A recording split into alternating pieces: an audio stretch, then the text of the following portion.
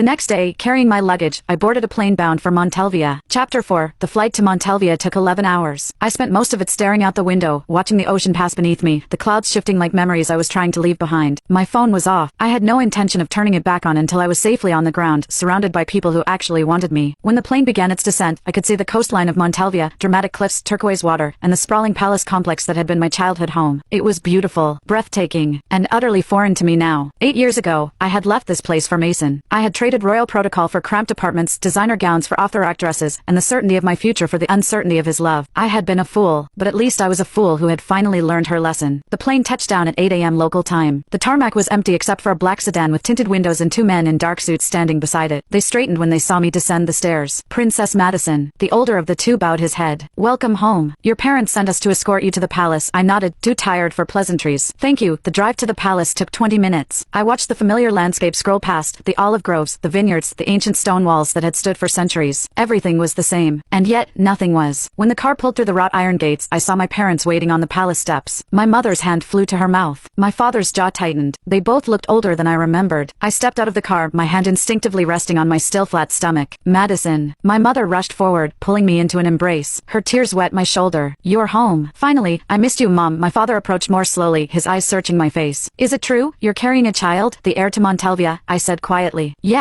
He didn't smile, but his shoulders seemed to relax, just a fraction. "Then we have much to discuss. Come inside." Chapter 5. The palace library was warm, lit by a crackling fire and the soft glow of antique lamps. My parents sat across from me, the weight of their expectations pressing down like a physical force. "Devin will be here this afternoon," my mother said, her voice carefully measured. "He's been informed of the situation. He's willing to proceed with the marriage." Willing. I repeated the word. Not exactly a ringing endorsement. My father's brow furrowed. "He's a good man, Madison. He's been waiting for years. He could have married anyone, but he chose to honor the arrangement, because he's in love with the idea of me," I said. "Not the reality. Is that any different from the 8 years you spent with Mason Ryder?" My mother's voice was sharper now. "At least Devin's feelings are based on something real. At least he's never made you wait for a promise he didn't intend to keep." I flinched. My father sighed. "We're not trying to hurt you. We're trying to protect you. And this child." He leaned forward. "The Ryder boy may have been your choice, but he never deserved you. Devin does." I wanted to argue, but I was too tired, too broken. "Fine," I said. "I'll meet with him." Chapter 6. Devin arrived at 3 p.m. He was tall, with dark hair and kind eyes, softer than Mason's sharp features, less polished. He wore a simple suit, no tie, and when he saw me, he smiled. Not a smirk, not a calculated expression, a real smile. "Madison." He took my hand, his fingers warm. "You look beautiful, Devin. It's been a long time, 8 years." He didn't let go of my hand. I counted everyone. I didn't know what to say to that. He released my hand and stepped back, his gaze dropping to my stomach. "You're pregnant?" "Yes." "With his child?" "Yes." He nodded slowly, processing. Then he looked back up at me. "And you're sure you want to go